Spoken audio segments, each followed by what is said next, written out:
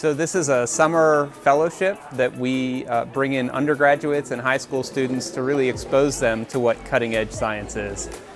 We fill the lab with about 34 students this summer. For many of them, it's their first time getting to do hands-on research in an independent way, and it's really transformative. I heard one of the SURF fellows today describe it as the first time they were in an adult lab, and so it really captured to me just what a transformative event this had been for that fellow.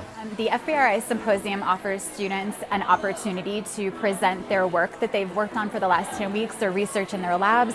It gives them an opportunity to present, it gives them an opportunity to collaborate with faculty and staff and present to an audience. We offer evaluation feedback, and at the end there are prizes. These programs provide amazing opportunities for students, both again high school students and undergraduates, to get hands-on experience in our labs, to work with world-class researchers and alongside world-class researchers.